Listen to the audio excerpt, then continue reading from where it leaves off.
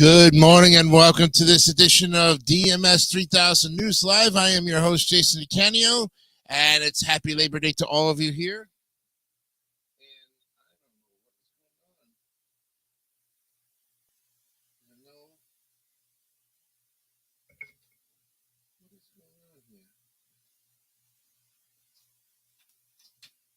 I have no hearing in my headphones. Do you believe this? Oh, boy. Wow. Interesting.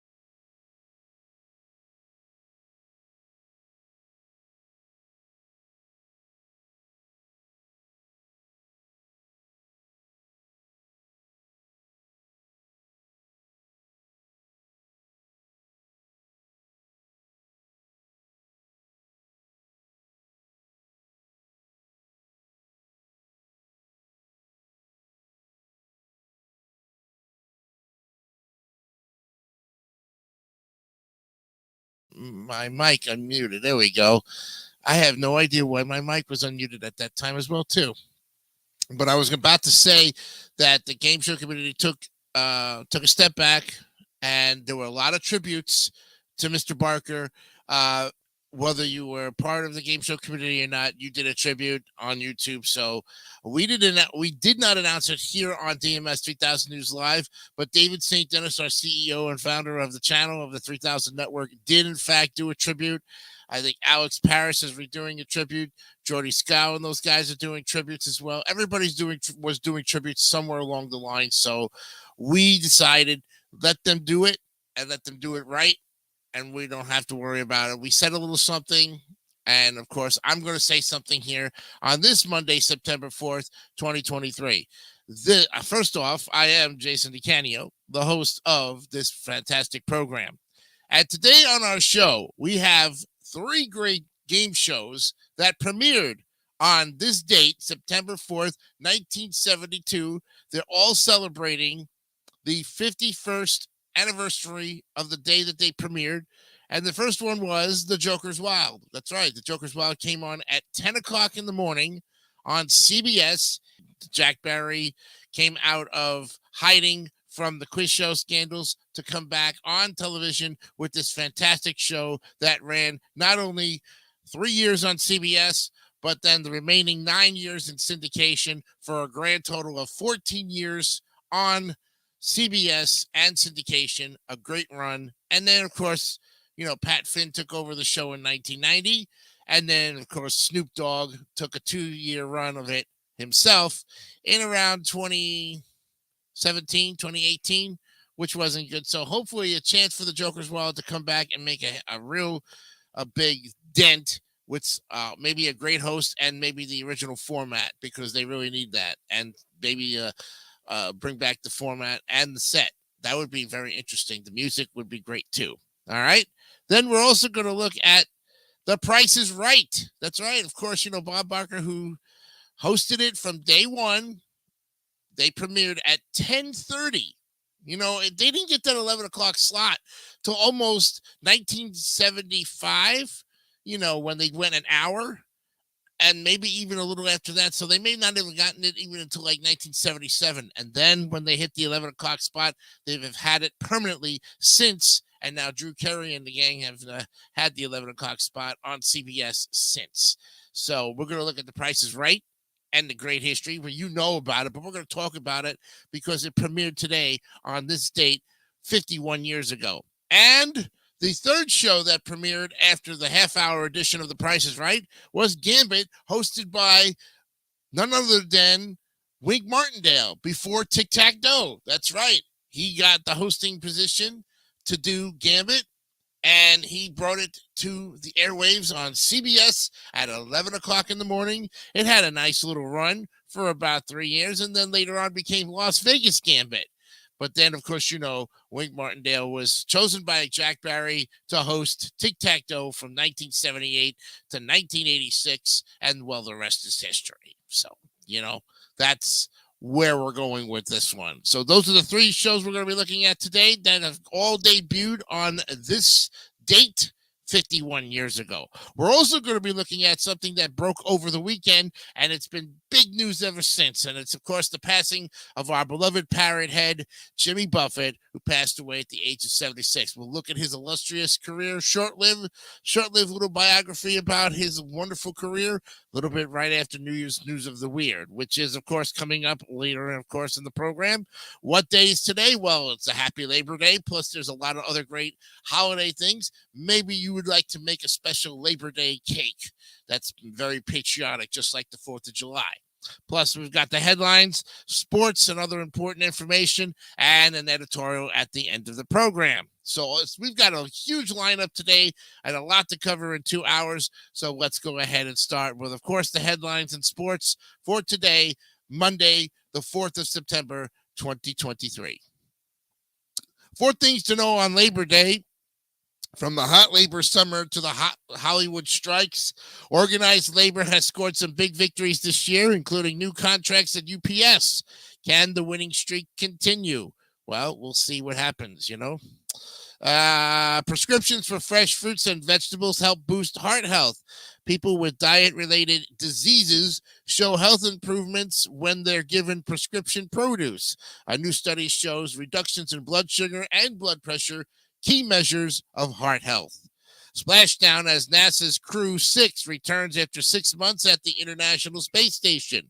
The 4-member crew, 3 astronauts and a cosmonaut, launched in March and conducted more than 200 experiments. They also performed spacewalks and did maintenance on the orbiting outpost. India's Moon Rover, that is, completes its walk as scientists look for signs of frozen water.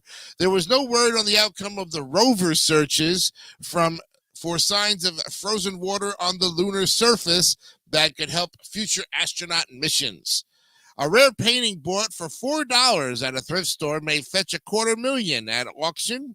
That's right, a $4 thrift store purchase turned out to be a rare painting by American artist N.C. Wyeth. Wow. I wonder if there's any relation to Andy Wyeth. I'm not sure. Robots are pouring drinks in Vegas. As AI grows, the city's workers brace for change. Workers in Las Vegas have been watching automation and technology inch into their workplace. Now with AI, the city is preparing to adapt its service-heavy tourism economy. CNN's new Little Richard documentary is worth a tribute to the rock and roll legend. Little Richard says, "I am everything," focuses on the star's roots in and struggle with his connection to queer culture. TV critic Eric Degens says it's a masterpiece.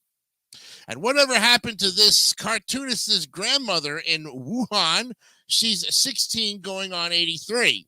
In 2020, Laura Gao hoped to visit her birthplace, Wuhan, to see her grandparents. But COVID caused her to cancel. How have Grandpa and Grandma fared? She says she's walking backward toward the sun. That's what she's doing. And how to make a meaningful connection with a work of art. Art professionals explain how to look at paintings and sculptures like an expert and how to make the most out of a museum visit. This episode originally published on January 10, 2023. So if you go to the NPR website, you'll be able to listen to that 20-minute segment. More than 85,000 high chairs that pose a fall risk are being recalled. Bolts used to secure the seats of certain Tommy Boone Flair and Flair Elite high chairs can come loose, allowing the seat to detach from its base. Ukraine Zelensky says defense minister will be replaced this week. Defense Minister Oleksiy Reznikov will be replaced this week with Rustem Umarov, a Crimean Tatar lawmaker. Umarov has served as head of the State Property Fund of Ukraine since September of 2022. Whatever happened to the period day off policy? Well, in 2017, two Indian firms began offering workers a day off for a painful period, earning much praise, but also some criticism. We wondered if this policy is gaining favor in India and beyond. And it's a long, hot, dangerous summer for Texas prisoners. Heat in many Texas prisons is increasingly unbearable, regularly reaching over 95 or 100 degrees for many hours a day, according to state data. Yeah, that's true. In a state where elections can be close, Wisconsin Latinos learned their political power. And Wisconsin is not known for the power of the Latino vote, but in a state with such tiny margins, even a small shift can have a big impact on national politics. Francis opens a homeless clinic on the first papal visit to Mongolia. Yes, several of the foreign staffed Catholic religious orders in Mongolia run shelters, orphanages, and nursing homes to care for a population of 3.3 million, where 1 in 3 people's lives in poverty. So Pope Francis is heading out there and doing some fantastic work. Bill Richardson, the former New Mexican governor who worked to free Americans held abroad, has passed away. Richardson, who has previously served as U.S. ambassador to the United Nations, was also known for his volunteer efforts to free Americans held in foreign countries. And women's gymnastics is changing in more ways than one. What had once been a sport associated largely with white girls and is increasingly dominated by women of color. And more elite gymnasts are competing in the NCAA while they go for the gold. And finally, we asked, you answered, shared an encounter with a stranger that lifted your spirits. Just saying hello to a passerby can be a boon for both of you. That's what researchers are finding in studies we covered in our Living Better series. We've asked readers to offer their own testimony. And there you have it, folks. The headlines for today, September 4th, 2023. Well, there was a lot of great baseball stuff going on last night. As you know, Sunday baseball is wrapping up. We're now heading into the September months. The month of September is here, and we've got crunch time for all of our teams. Even those who have not even made the playoffs, they're still going in and ruining the chance for a lot of teams to get to the playoffs just a little bit more. One latest news I want to talk about is the postseason watch, the bracket, the tiebreakers, and more. Sunday featured plenty of action around the major leagues, and its main effect was to create a logjam in the National League wildcard race. At the end of the weekend, the Giants, Marlins, who swept the Nationals in a 4-game set, and the D-backs all wound up tied for the third and final NL wildcard spot with identical records at 70 and 67. Right behind them, 0 games back technically, but with a fractionally lower winning percentage, are the Reds at 71 and 68. And don't count out the Padres, who took 3 or 4 from San Francisco to stay within striking distance. On the AL side of things, Adolis Garcia belted a walk-off home run to beat the Twins and keep the Rangers within 1 game of the first-place Mariners in the 3-team tightly contested AL West race. The Orioles maintained their lead over the Rays in the AL East, beating the D-backs to clinch a series win in Phoenix. And while a lot can happen in the standings between now and when the postseason starts on October 3rd, here is what the playoff picture looks like heading into Monday's games. Reminder, as part of the collective bargaining agreement made with the Players Association before the 2022 season, Major League Baseball expanded the postseason field from 10 to 12 teams. Both the AL and NL now have 3 wildcard berths, up from 2 prior to 2022, with the top 2 seeds in each league receiving first-round byes. The other teams will pair up for the best of 3 wildcard series, in which all 3 games will be played at the home of the higher seed, with winners advancing to the division series. So if the season ended today, the AL wildcard series starts October 3rd with the best of 3 format, all games at the higher seed. You'd have the number 6 Astros at the Twins. They were number 3. The Rangers are number 5, and the Rays are number 4, so the Rangers would play the Rays at Tropicana Field. The Orioles and Mariners, Orioles will have number 1, the Mariners number 2 would have byes. Then the NL Wild Card Series, the best-of-3 format, all games at higher seed. The Giants would play the Brewers in Milwaukee, and the Cubs would be playing the Phillies at Philadelphia, where the Braves and the Dodgers have byes. Then the AL Division Series, that starts October 7th. It's the best-of-5 format. The Rays and the Rangers, whoever wins that goes to play the Orioles. And the Twins and the Astros, whoever wins that, they go to the Mariners. In the NL Division Series, that starts October 7th. The best-of-5 format, either the Phillies or Cubs, they'll face the Braves at Truist Field. And the Brewers and the Giants, whoever wins that goes to the Dodgers. But since 2022, all ties in the standings for a division title or wild card spot or to determine playoff seeding have been determined slowly by a series of mathematical tiebreakers rather than on the field. And a full breakdown of the current methodology can be seen here. But to summarize, the top 3 elements are, in order, head-to-head record, intra-division record within the same division, and then record against opponents in the same league but a different division. So here for a full breakdown of the key potential tiebreaker scenarios for each contender in 2023, here is a look at the 3 examples of how tiebreakers could come into play. In the AL West race, the Mariners have already clinched a tiebreaker over the Astros by winning 8 of the team's first 10 matchups with 3 to go.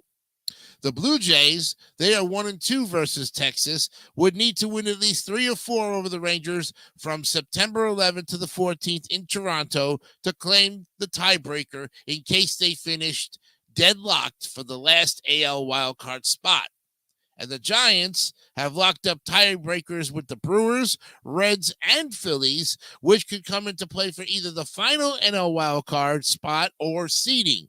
So San Francisco also needs to win 1 of 2 from Arizona on the weekend of September 19th to the 20th to clinch the advantage over the D-backs. So what you need to know, who is clinched? Nobody. Who is next? The Braves at 90-45 have a magic number of 5 to clinch a postseason berth and a magic number of 12 to clinch the NL East. The Dodgers at 83-50 have a magic number of 14 to clinch the NL West title. And there were 3 key games from yesterday. We'll talk about those in a little bit. But the tight races to watch are the Orioles. They lead the Rays by 2.5. And the Mariners lead the Astros and the Rangers by 1 game. Well, we'll look at all of that in the standings. Here's the trends of note. The Rays are 7-3 in the past 10 games, building themselves a cushion in the AL wildcard standings. And at 83-54, they lead the Rangers and Astros by 6.5 games while remaining a threat in the AL East. The Giants had a big opportunity to bury the Padres and gain ground in the NL wildcard standings. Instead, San Francisco lost 3 or 4 games in San Diego and is now in a 3-way tie for the 3rd wildcard spot. So, with all of that, that's a lot in the postseason to watch for brackets, tiebreakers, and more. Now, let's look at those fantastic scores that happened over the weekend. Yesterday's Sunday baseball. The Cubs, they are looking red hot right now, folks. They are coming in pretty good form here. And they beat the Reds, and they swamp them. They scored 10-plus runs. Final score, Cubs 15, Reds 7. To go 73-64 and really put pressure on the Brewers, who lost the game against Philly 4-2, putting them now down only probably 2.5 games out of the first place for the Cubbies. Woo-hoo-hoo. Don't count the Cubbies out. Marlins take to the Nationals and continue now and won their 70th game. Finally, they go and beat the Nationals 6-4, keeping the Marlins in the basement right now with the Mets. When, in fact, the Mets, they took 2 out of 3 from the Mariners and stole their little show right now, beating the Mariners 6-3 and putting themselves in a position to spoil everybody in the AL and NL wildcard race. The Red Sox beat the Royals 7-3, trying to keep themselves in a playoff spot. probably even trying to get a division, but they're still far out by at least 12 games. Man, it's tough for the Red Sox, tough for that division. You really have to get that division in the first half of the season. Otherwise, you're just playing catch up. The Tigers, they beat the White Sox, the lowly White Sox, that is, 3-2. Tigers are trying to keep their series alive, but doesn't look pretty hopeful for them.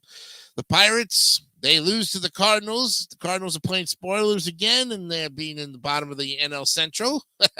They beat the lowly Pirates 6-4, where the Pirates do have a chance to actually try to get into the wild card. We'll look at the standings in just a little bit. The Rangers, they slide by the Minnesota Twins to keep pace in the AL West. They win 6-5. The Blue Jays, rock and sock 'em, in the AL East. They're really contending with the Rays and the Orioles. They beat the Rockies 7-5. And it was the Athletics upsetting the LA Angels and scoring 10 runs to do it. And they've actually won more than 40 games now. They are 42-95, folks, and still in the bottom of their division, but they can play spoiler the rest of the way and actually gain some ground on the AL West teams. I was talking to my CEO yesterday about that, and I said if they could go the next 25 games and win on a 25-game winning streak, they might actually hit the 70-win mark at 70 and and win all of their games and hold off and not lose 100. Maybe. We'll see. But they win the 10-6 as the LA Angels continue to struggle. And the Orioles, well, they just keep telling everybody, look, we are the dominating birds here in this AL East. Don't mess with us. That's right. They win 8-5, spoiling the D-backs in their division, putting the D-backs in more of a heated situation against the Dodgers and the Giants. So speaking of the Giants, they lose to the Padres 4-0, get shut out. Doesn't help the Giants when you're getting your butt kicked to the wall against the Padres, who pretty much don't have anything going right now in their division. They play spoiler and shut them out 4-0. The Rays, they keep winning to keep pace with the Orioles, 6-2 over the Guardians. It was the Braves actually losing, even though they've got 90 wins and possibly the best record in all of baseball right now. They lose to the Dodgers 3-1, putting more pressure on the Braves to try to get that magical number of 12 to clinch the NL East. And the Dodgers, well, they do it again. They win 3-1, 84-52. We'll look at the standings in just a little bit here. The Yankees, they spoil the Astros on Sunday Night Baseball. And the Yankees, of course, in the bottom of the pits, playing spoiler, beat the Astros 6-1, putting more pressure now on the AL West as the Astros are trying to fight with the Rangers for the division spot. So they lose 6-1 on Sunday Night Baseball. Doesn't really help them when they're in a losing streak. Now let's look at that fantastic standings. This is where it all now puts together to make sense. So as I mentioned before, Baltimore, 85-51, folks, probably the best record in the AL East and in the AL overall. And then in the American League, 85-51, 2-game winning streak. They're going to open up today a 3-game series against the LA Angels. Tampa Bay, 83-54, 2.5 back, 6.5 up on the wild card. And the magic number for them to clinch is the elimination number. Are the calculations that do not take tiebreakers or remaining schedules into effect. The elimination number is 24. Okay, but they're 6.5 up on the wild card. They got a 1-game winning streak, and they open up this Labor Day holiday versus Boston in Boston tonight. Toronto, 75-62, 10.5 back, 16 games in the elimination, 1.5 ahead in the wild card. 1.5 back. Winners of 1, they start a 3-game series at Oakland. Boston, 71-66, playing spoiler right now, 14.5 back, 5.5 back in the wild card. They still have a chance to try to get in to the wild card, and they, of course, play Tampa Bay in Boston. And then the Yankees, 68-69, 17.5 back. 8.5 back in the wild card. They're winners of 3 in a row right now. And they open up a 3-game series in New York versus the Tigers. Minnesota now takes the top spot in the AL Central, 71 and 66, where the AL Central really isn't playing a factor right now, because if Boston was there, they would have actually had the top spot with Minnesota with their identical records. They're on a losing streak right now, the Minnesota Twins. They start a 3-game series at Cleveland. The Guardians, 66 and 71, 5 games back in the division, 10.5 back in the wild card spot. Like I said, they open up that 3-game series against the Twins, so it's a battle for the top spot in the next 3 days. The Tigers, 63 and 74, 8 games back, 13.5 back, winners of 4 in a row. They open up that 3-game series against the Yankees in New York tonight. White Sox, 53 and 84, 23.5 back, 18 back in the standings, but 23.5 back in the wild card. They pretty much are just playing spoiler right now. But they open up a 3-game series against the Royals at 42 and 96. They are officially eliminated. There's a big E right there. That means they cannot win. They can't do anymore. They can't get in there. 35 games back, and at this point, next to impossible. 29.5 back in the standings. Losers of 2. They open up a 3-game series against the Chicago White Sox. Like I said, it's going to be in Kansas City. Seattle, well, 77 and 59, folks. They are on top of the division. Wow. Who would have thought the Seattle Mariners, despite losing 2 out of 3 from the Mets, still maintaining the top division, the top spot in the AL West? They are cruising along, folks, doing fantastic. They open up a 3-game series at the Reds. Texas, 76 and 60, 1 game back, and they open up a 3-game series against the Houston Astros, who are in 3rd place at 77 and 61, 1 game back, losers of 3, and of course, they have to play at Texas. The LA Angels, like I said, struggling mightily. Losers of 3 in a row, 64 and 73, 13 games back. 13.5 back, 12.5 in the wild card. And they open up a 3-game series versus Baltimore.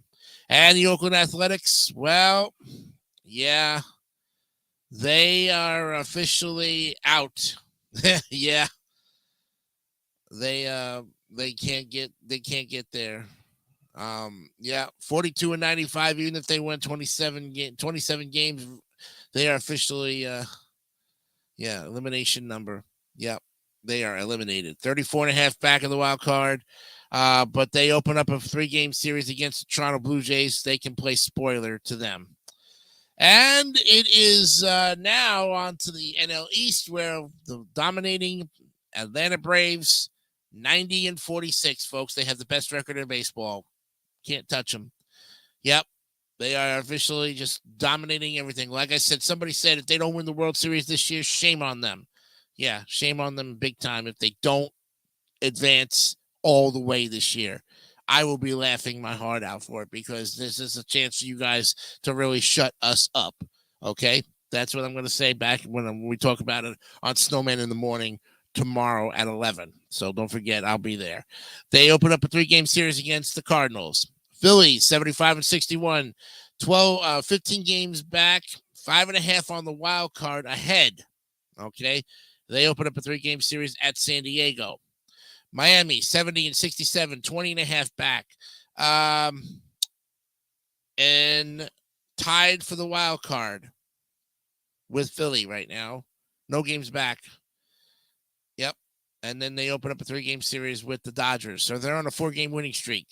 The Mets, 63 and 74, 27.5 back, officially eliminated. Even with 7 games back in the wild card, it's going to be tough for them to try to even get something going.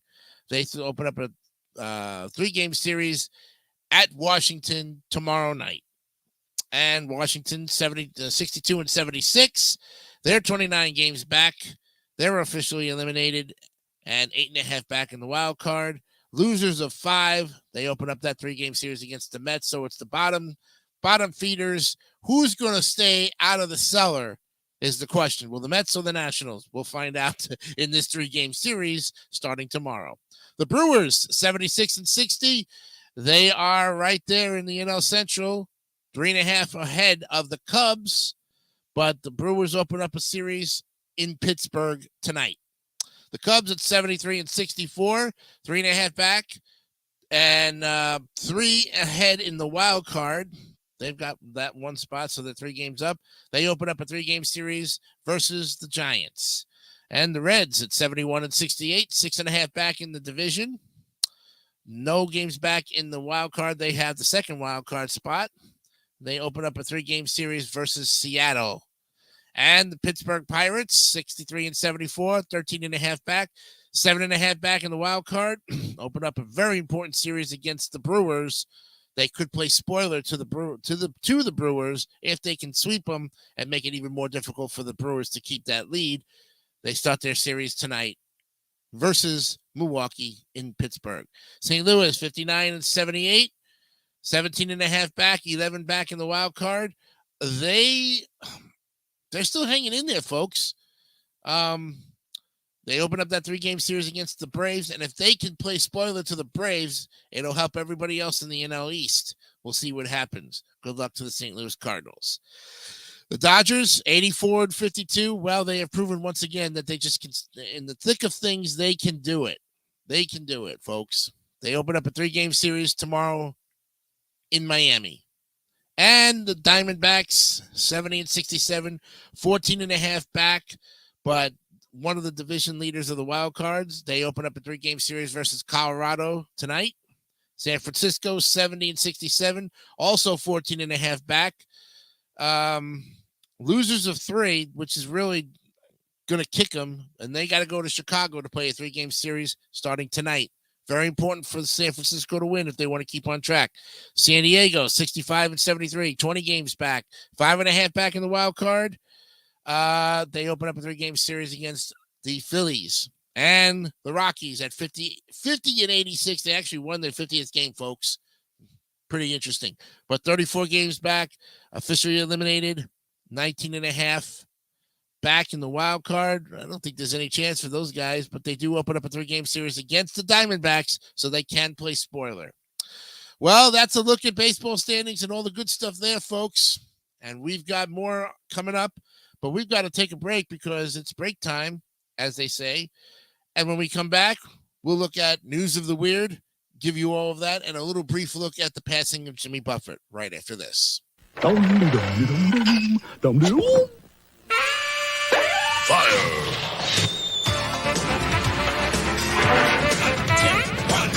It's not easy getting so much rich chocolate into a Three Musketeers bar. Fortunately, it's a lot easier to get all that incredible tasting chocolate out of it.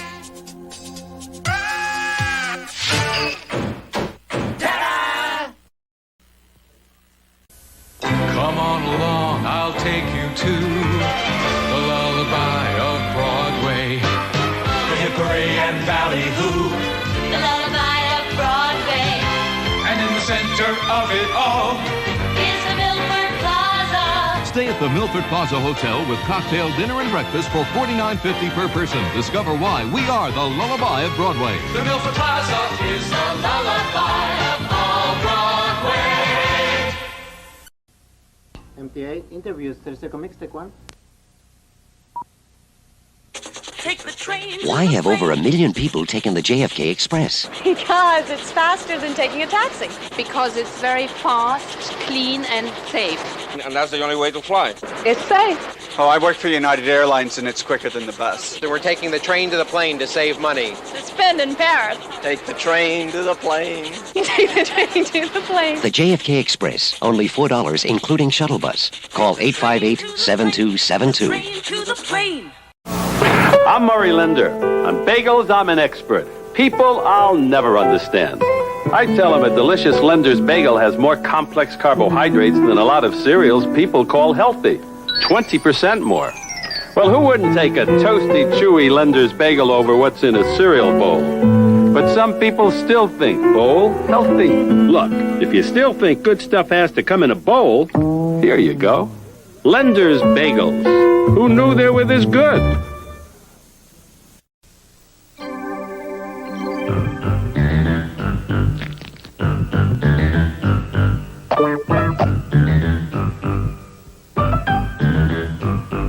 New family members mean new responsibilities and new needs for life and health insurance protection.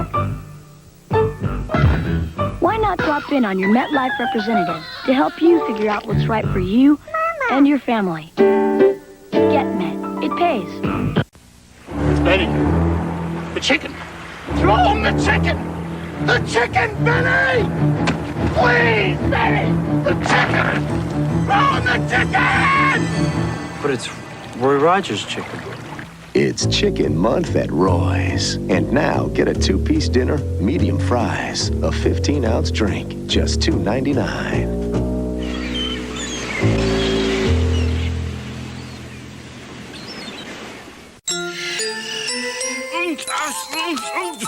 I hate machines! Sorry, Rosie. Why don't we go to the new Sprint store at Radio Shack, George? They have Sprint's easy-to-use products. And the know-how of Radio Shack. They even showed Astro how to use his mobile phone. They could even help you, Mr. J. Astro has a mobile phone? Hello, Rhonda. The new Sprint store at Radio Shack. You've got questions, we've got answers. Hello, I'm Joe DeCandia, the owner of Lenny's Columbine Restaurant. I would like to welcome you to Lenny's. We serve you the finest Italian seafood like calamari, baked clams, lobster tails served with shrimps, mussels, and linguine. Our delicious pasta dishes are a mouth-watering treat, and our Italian specialty are unforgettable.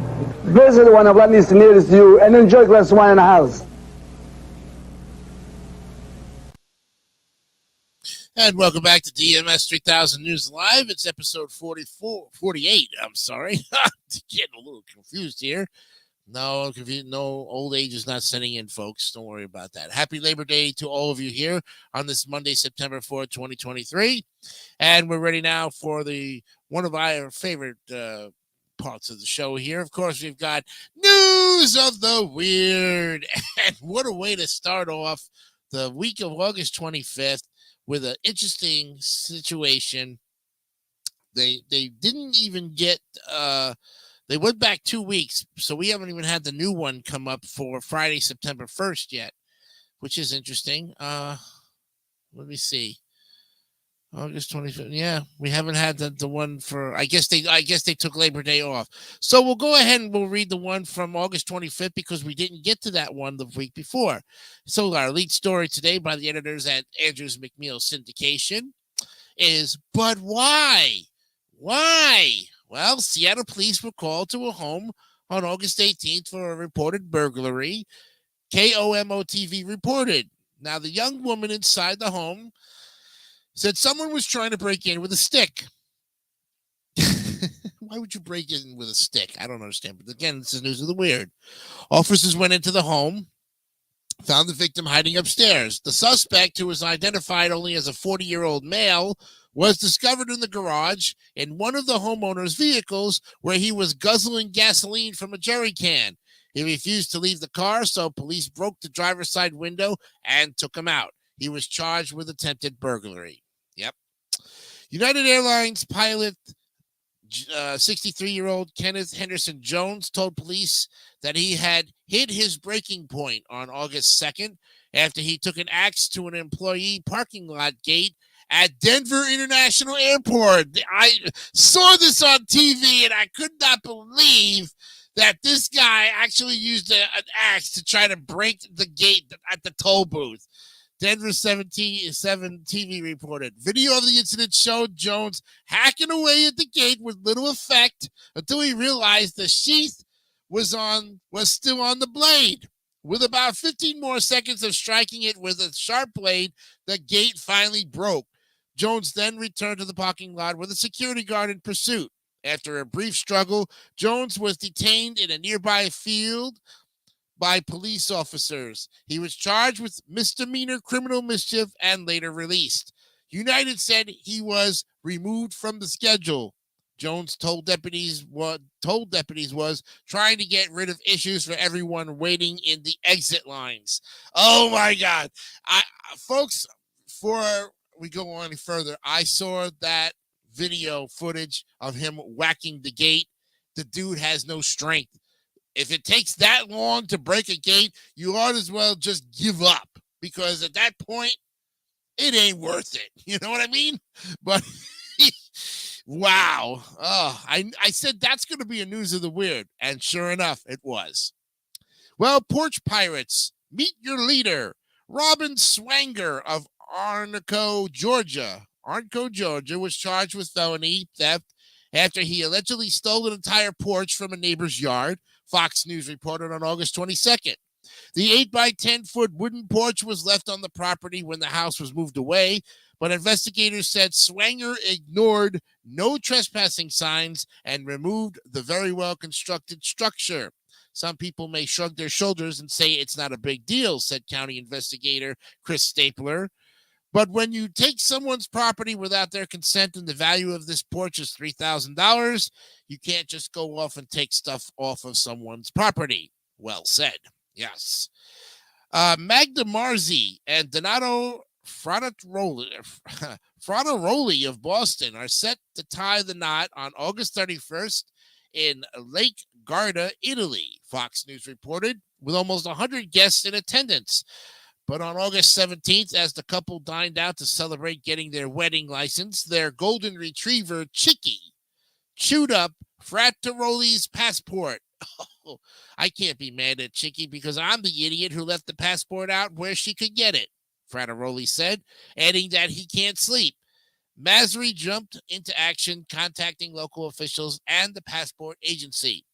It's been a complete whirlwind, she said.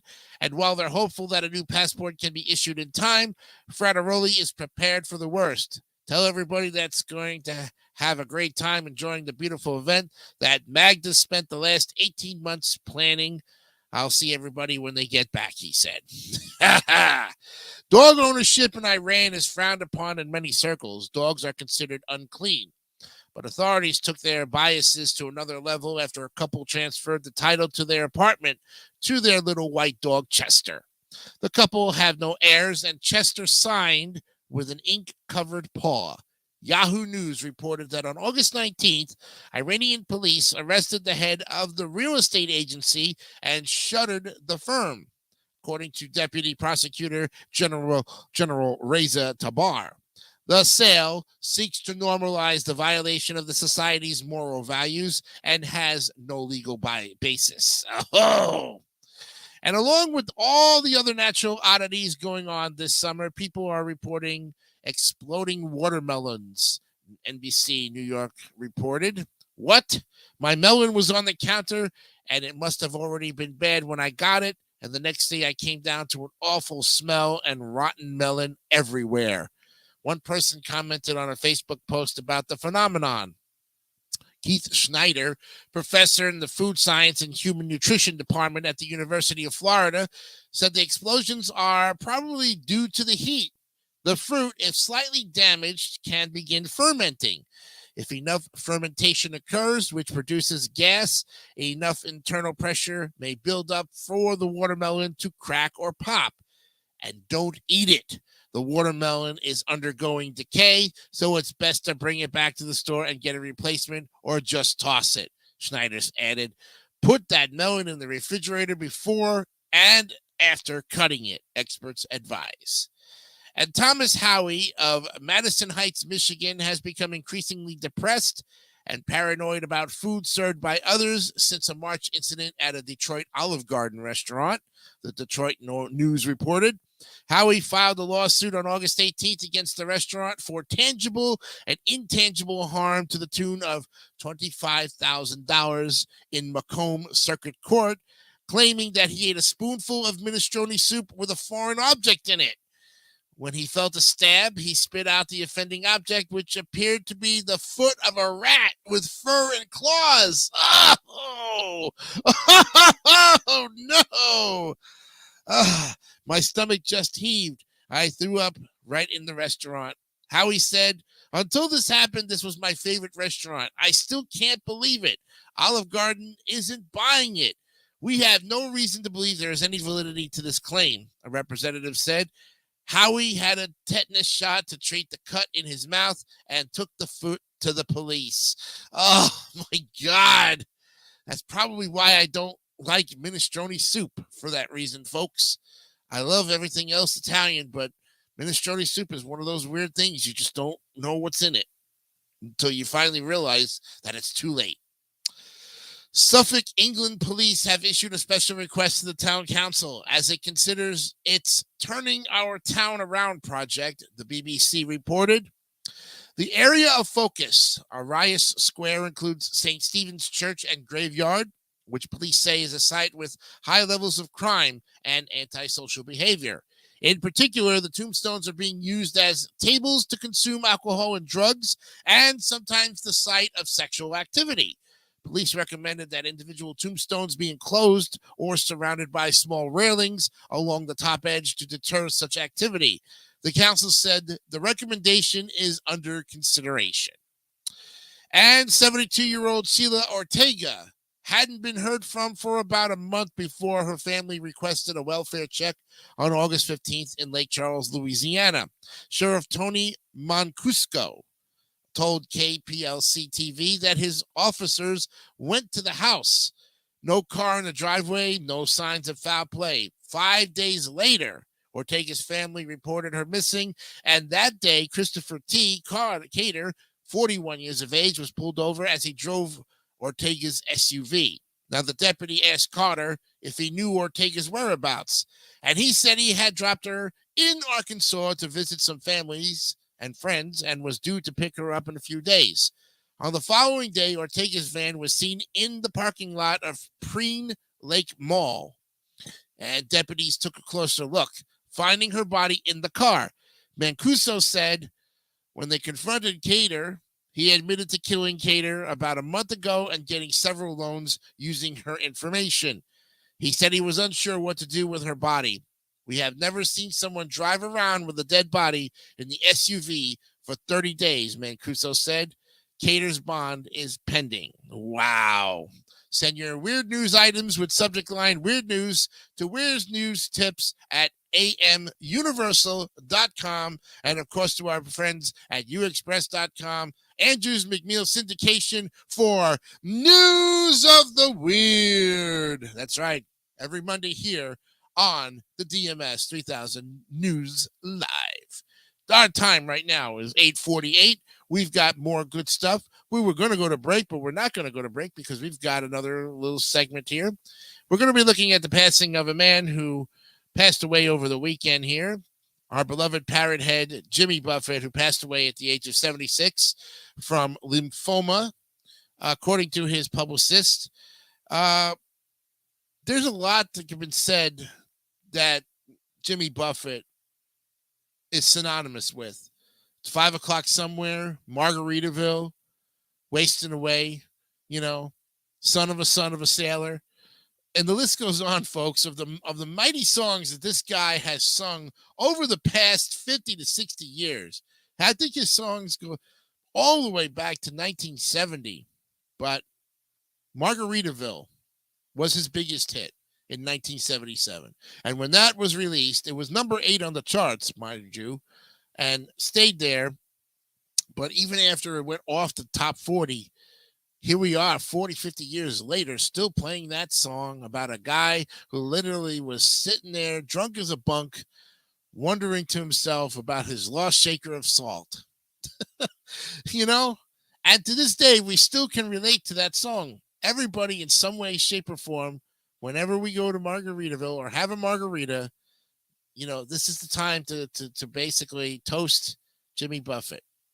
We're going to miss you, buddy. We're going to miss all of your songs, your concerts. But if you still can't get enough of Jimmy Buffett, even after the guy's passing, and I know now everything that everybody has of him, memorabilia-wise, is going to be worth some kind of money later on down the line, here's what you do, folks. You basically go to SiriusXM and get yourself the Margaritaville channel on the radio and your app, and you will have Jimmy Buffett for the 24 hours of life. Okay? Tributes to Jimmy Buffett are probably going to be on YouTube. There's probably going to be some articles going around with some fantastic things, but most of his concerts are on YouTube. You can watch them till the cows come home. You can go to Margaritaville in Universal here, down in Universal Orlando, and enjoy a cheeseburger in paradise. You know, they've got that on the menu. Surely it's 5:00 somewhere. Remember, and if you're the son of a sailor, well, you've got more to you coming. But the bottom line is, folks, Jimmy Buffett, great guy, great singer, you know, and it's any wonder why he still had to do his concerts and everything, as he fell on hard times and he realized, shucks, I still got to go out there and sing. But those parrot heads, they are the biggest fans of his ever since the Margaritaville days. And surely, for all we know, it is one of those tributes. And I just saying a little bit right now because we're short of time. I'm going to miss him very much. I enjoyed his music, even though it was kind of weird in some ways, but it had meaning and meaning to his life in some way. And when the volcano blows, I don't know where I'm going to go, but I'll get there somewhere, somehow. Thank you very much, Jimmy Buffett, for a wonderful musical career spanning 50 plus years. We'll be right back.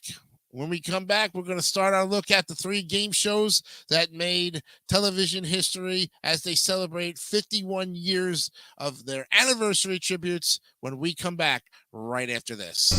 Here comes the one, the delicious one. Heinz is the big red one.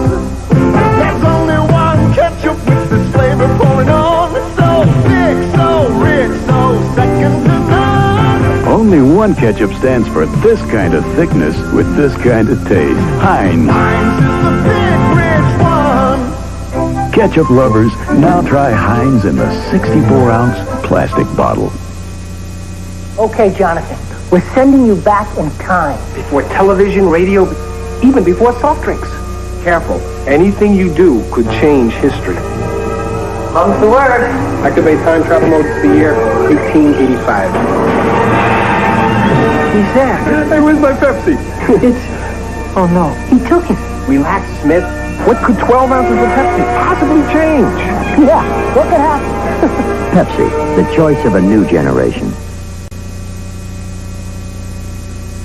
Do you wanna dance? Hold my hand. Now there's a car that just asks to be driven. You're my lover man. Oh, baby. Mercury is bringing a sophisticated new shape to the American road. Introducing Sable.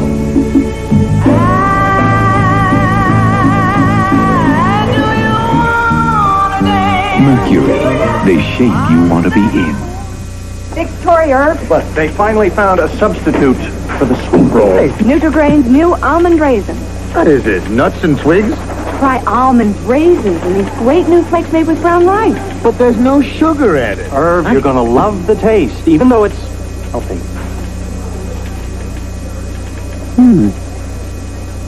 Hey, don't you have a story to write? How's this?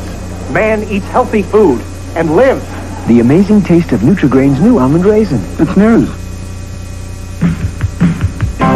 It's fun getting to the bottom of one. It's fun getting to the bottom of one. White Mountain Cooler. Keeping it light. Cooler. Crisp and refreshing. It's got the taste that's always right. It's fun getting to the bottom of one. Original and new orange. It's time. Time for a credit card that gives you a better deal. The Discover card. With the new Discover card, you don't have to pay an annual fee. In fact, we pay you with money back on everything you buy. Money you can apply against your balance. Way to find that right tomorrow. The Discover card puts money in a whole new life. From a member of Sears Financial Network. Look for more information in the mail or in national magazines. All right, welcome back to DMS 3000 News Live. It's episode 48. And I'm, of course, I'm your host, Jason DeCanio. Once again, we welcome you back and hope you're having a fantastic Labor Day weekend. And speaking of Labor Day, well, today is September 4th of this Labor Day holiday week. And what better way to celebrate it than to tribute 3 game shows that basically aired on this date 51 years ago. And we're going to look at the first one right now, the classic Joker's Wild that premiered back in 1972 at the 10 o'clock spot. Now, of course, you all know that the Joker's Wild is the American television game show that aired at different times between 72 and 2019. In the show, contestants answer questions based on categories determined randomly by a mechanism resembling a slot machine, and the show's title refers to the game's slot machine mechanism also having jokers. The show was billed as the game where knowledge is king and Lady Luck is queen, and was notable for being the first successful game show produced by Jack Barry after his company's role in the quiz show scandals during the late 1950s. The success of the series led in part to the reformation of Barry and Enright Productions in the late 70s, which reunited Barry with his partner Dan Enright. The show aired on CBS from 72 to 75 and from 77 to 86 in broadcast syndication. A children's version, Joker, Joker, Joker, aired from 1979 to 1981, also in syndication. Barry's sons, Jonathan and Douglas Barry, were co-executive producers for a revival of the series that aired in 1990 and in 91. Which was produced in association with Richard S. Klein and billed as a Klein and Friends production in association with Jack Barry Productions. The series returned in 2017 on TBS with Snoop Dogg as host, and he was also co-executive producer with Michael Strahan. In December of 2018, it was announced that the show would be moving to TNT in 2019. Now, Jack Barry, who created the show and eventually used it to revive his partnership with longtime producer Dan Enright, hosted all versions of the show up until his death in May of 1984. Barry was not the original choice to host due to his past involvement in the 1950s quiz show scandals. And as a result, Alan Ludden hosted the first 2 pilots for CBS. Barry hosted the local KTLA series in 71, but CBS was still hesitant to let him host the network run in 1972. Tom Kennedy, Wink Martindale, and Ludden were the 3 top choices to host, but each was already committed to other shows. Kennedy was tied to split second for ABC. Ludden had just started hosting a revival of Password, and Martindale was to host Gambit, which premiered the same day as Joker on CBS. They even offered it to Dennis James, who had originally been the favorite to land the host job for the upcoming Mark Goodson, Bill Todman Productions game show, The New Price is Right. But when CBS agreed to a weekday daytime version of The New Price is Right, Vice President of Daytime Programming, B. Donald Bud Grant, wanted 15-year Truth or Consequences host Bob Barker to host The New Price instead of James. Barker originally said he would gladly host Joker, but Grant convinced him to take the hosting role on Price instead. With no alternatives after Grant pushed Barker to The New Price is Right, a position he would hold for 35 years, and James was hired by Goodson to host a nighttime syndicated version of the same program, Barry was given the green light to host. Barry's contract, however, was only for 65 episodes, 13 weeks, a standard run for a daytime game show. By January of 1973, with no complaints from the viewers or the network and good ratings, Barry signed a regular contract to host the program and continued in that role up to its cancellation in June of 75. Enright was brought on as executive producer of Joker during its final CBS season and was mentioned by Barry himself on the program's final CBS episode. In 1981, Barry hired Jim Peck to serve as a regular substitute host for when he was unavailable. Peck subbed for Barry several times between 1981 and 84, and the original plan set forth by Barry and producer Ron Greenberg was to have Barry end the 1983 to 84 season as host, announce his retirement on the first episode of the next season and hand the show over to Peck on a permanent basis. But when Barry died of cardiac arrest in May of '84, Enright posthumously overruled his partner and selected Bill Cullen, who had just completed 5 months of hosting the canceled Hot Potato for the company, to take over the series. Cullen hosted the final 2 seasons, and Peck subbed for him for 1 week in 1986. Pat Finn hosted the 1990 to 91 version of the show. Well, you guys know how the game is played. I wouldn't even have to express all of that and go through it. But let me tell you, though, when they did start on their first run in 72, they were basically on at 10 o'clock in the morning on the first show. And here's where the broadcast history was. They debuted on CBS September 4th, 1972. Incidentally, on the same Labor Day when both the modern incarnation of The Price is Right, which debuted after Joker, and the Wink Martindale hosted show Gambit, which debuted after Price premiered. It ran until June 13th of 1975 on that network, airing at 10 a.m. Eastern, 9 Central. A total of 686 episodes were produced. And for the first 2 years, it faced NBC's Dinah's Place, the talk vehicle for singer-actress Dinah Shore, which gave way in July of 1974 to the Dennis James revival of Name That Tune, which Joker easily defeated in the ratings. However, when NBC moved its panel game Celebrity Sweepstakes to the 10 o'clock 9 Central spot in January of 1975, Joker went into steep decline, ending a nearly 3-year run in the summer. However, some big market independent stations gave the game another chance the next year. And after a syndicated rerun cycle of the last CBS season proved successful in 1976, the show returned to first-run syndication from September 5th, 1977 to May 23rd of 1986, airing back-to-back with sister show Tic-Tac-Dough in some markets, especially so during the aforementioned period where CBS's O&Os added both series.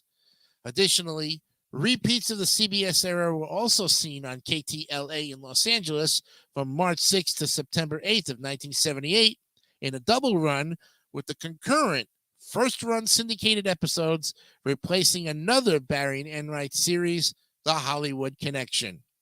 A second revival for syndication was one of 5 game shows sold to local stations for the 90-91 season, and premiering on September 10th of 1990, the new Joker ran into the same ratings trouble that the other 4 series did, and was the third following a revival of its sibling show Tic-Tac-Dough and the Quiz Kids Challenge to be canceled before the end of the television season. The last new episode aired on March 8th, 1991.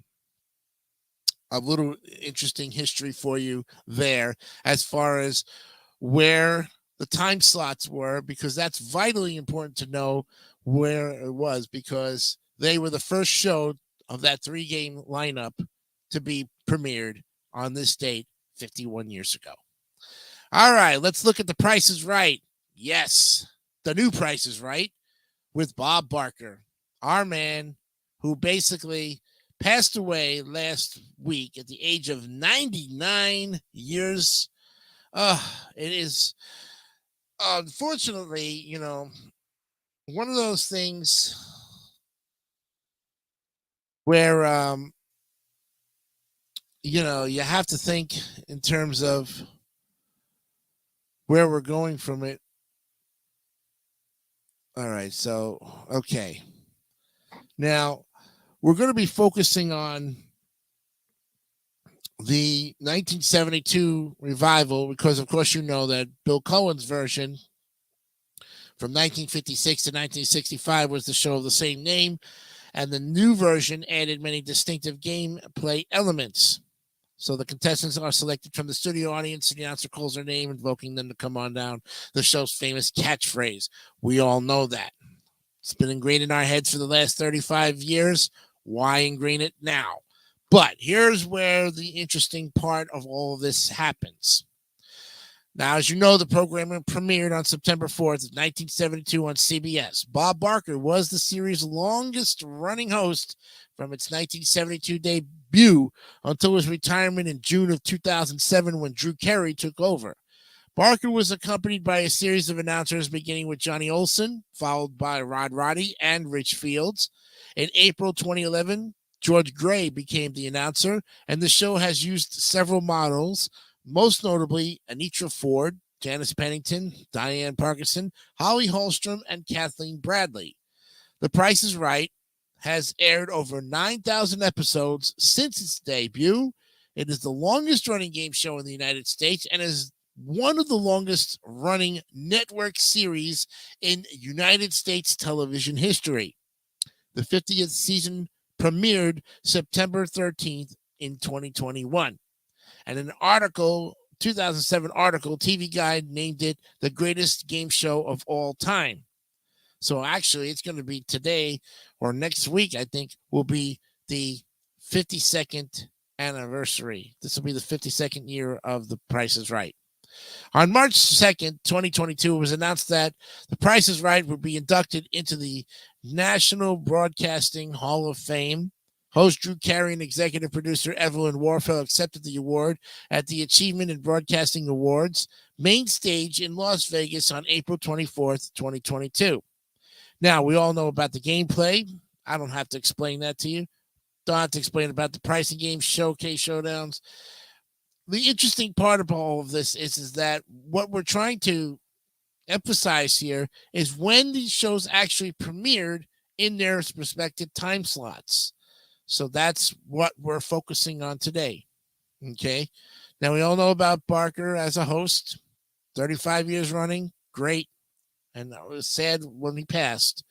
Well, let's get down to the broadcast history. This is the meat and bones, folks. This is where I'm basically focusing all of these shows for this particular reason. Like I said at the beginning of the show, all of those in our game show community and the Viva 3000 network, as well as everybody who has a YouTube channel in some way, shape, or form, paid tribute to Bob Barker over the course of last week. And we thank them for that wonderful tributes and just overall support for a show that literally you could call in sick from school and go home and watch it and revitalize yourself and heal yourself with the sound of Bob Barker. And if you don't have enough Bob Barker in your life right now, you can go to Pluto TV, get the app for free, folks. Yes, there is an app, Pluto TV.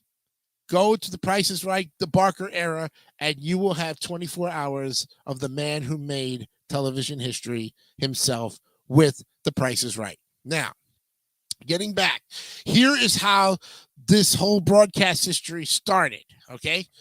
So, The Price is Right premiered on September 4th, 1972 at 10:30 in the morning. So when anybody asks you if they were ever at the 11 o'clock slot, you tell them no. They were at the 10:30 slot, and they were one of three game shows to debut that day, the other two being The Joker's Wild, which is already covered, and Gambit, which is coming up in the next segment. Gambit came on at 11 o'clock. The show was first billed as The New Price is Right to distinguish itself from the earlier original version hosted by Bill Cullen. But it proved so popular in its own right that in June of 1973, they took out The New from its title. On March 26, 1973, CBS moved The Price is Right to 3 p.m., pairing it with Match Game as part of what became the highest-rated pairing in daytime. It ran a close second to the NBC soap opera Another World. The show remained in that time slot until August 11th of 1975, when it permanently returned to the morning lineup at 10:30 a.m., and over the next several years, Price would face a variety of game shows on NBC. Then, as now, ABC did not program that time slot, leaving its affiliates to do it themselves. During the week of September 8th through the 12th of 1975, The Price is Right experimented with a 60-minute episode format during what it called Anniversary Week. which was the third anniversary of its premiere. The anniversary week included a prototypical circular showcase showdown spinner wheel, used only for that week of shows. The anniversary week experiment was a ratings success and quickly led to the announcement on September 30th, 1975, of the permanent expansion of The Price is Right to 60 minutes, effective November 3rd of 75. Its start time moved from 10 a.m. from March 7th, 1977 to November 4th, 1977. The Price is Right aired at 10:30 a.m. and then returned to 10 a.m. for just 5 weeks. Then on December 12th, 1977, the show moved back to 10:30 and remained there until April 20th, 1979, when it assumed the 11 o'clock slot where it has remained ever since. So it did not change hands until 1979, April 20th, folks. Write those important information down. Take some notes, because a lot of people I have had so many debates with people as far as when the time slots changed. Well, you just got it right from the horse's mouth right here, folks. And I'm really touched to say that. So it didn't take but 7 years to get to that slot over the course of jumping first to get to the hour at 10 o'clock, then at 10:30 to go back, and then get the permanent slot at 11 o'clock, which is where we've been ever since back, and we haven't looked back since then, folks. Okay? So, the format of the show has since remained virtually unchanged. New pricing games are generally added each year. We all know that. And while others are retired, you can still watch them on Pluto TV to get those shows that are in retirement, out of retirement. Yes. So, you look at this and you say to yourself, this was the important part of this whole thing. Remember also, too, there were 3 syndicated versions of The Price is Right. The first 2 followed the same format as the half-hour daytime version, but were intended to air on most stations in the early evening in the pre-prime time slot, and as such, they were referred to by the announcer as the nighttime Price is Right. Now, here's an interesting story for you. I have an old newspaper of the Daily News when the Challenger exploded back in 1986, January 9th, 1986. I think it was the Daily News, one of the two. If you go into the TV section of that newspaper, you will see a lot of the classic game shows that had aired at that time frame, with, of course, The Price is Right, the daytime Price is Right, in its 11 o'clock slot as usual. But go all the way over to the right side of the paper. At 2 o'clock in the morning, you will see another Price is Right. Now, I looked at that when I had seen it, and I looked at it and I said to myself, why are there 2 Price is Rights in those slots? I mean, I watch it in the morning, but of course, I'm not up at 2 o'clock in the morning. I'm sleeping because I'm 9 or 10 years old, and I'm looking at this and I say to myself, there's another Price is Right for half an hour on at 2 o'clock in the morning? Never got to see Kennedy's Price is Right. Not even to know that Tom Kennedy was the host of that nighttime Price is Right in 1985 that ran for only 1 season. But let me say this much. I think because of the fact that that time slot for the Price is Right, the nighttime Price is Right, was on too late, I think that's why it only lasted 1 season. I think if they would have gotten a better time slot, say maybe 8:30, 9 o'clock in the evening, between the 6 and midnight hours in the primetime section, I think they would have fared better. But remember, you were still up against Wheel of Fortune and Jeopardy in 1986. And, of course, the Joker's Wild and Tic-Tac-Toe were also on that there and just coming off their tail ends. So I can understand why they did the Kennedy Price is Right at 2 o'clock in the morning to kind of just and title it the nighttime Price is Right. But I think Tom Kennedy's run would have had a longer run if they were in a better slot than 2 o'clock in the morning. Now, of course, that may have fluctuated in different states. But if you were living in New York at the time I was living in New York, or even in the Northeast for that matter, you would have seen it in that 2 a.m. slot. Probably 2:30, but still in that time slot on the overnight. And if you were a kid, you were not up. you were sleeping because you had to go to school the next day. And if you were working, well, the only time you could ever watch it was probably on Friday nights when the weekend was starting. They did that once also, too. I remember with the Joker's Wild and Tic-Tac-Toe, their ratings were so bad. What did they do? They threw them on the overnights. Yeah, Joker's Wild at 3:30, Tic-Tac-Toe with Patrick Wayne at 4 o'clock in the morning. Folks, that's why it didn't last. So what did they do? To try to, like, bury the hatchet and take it away and send it out, throw it on the overnights. If you don't like a program that much, you throw it on the overnights and let it rot into extinction. And that's unfortunately what the Joker's Wild and Tic-Tac-Toe did in 1990 to 91, which is basically rot on the overnight schedule so badly that Tic-Tac-Toe was the first one to go by January of 91. And then Joker's Wild ended its full run season in March of 91. So unfortunately, Tic-Tac-Toe was to go first of the sister show, of the sister brother and sister show. But again, that's what we face when we see those things. So if you like a show that much and you watch it, and the ratings prove every time, folks, what's being watched and what's not being watched, you determine what shows are going to be on a channel lineup anytime from here on out.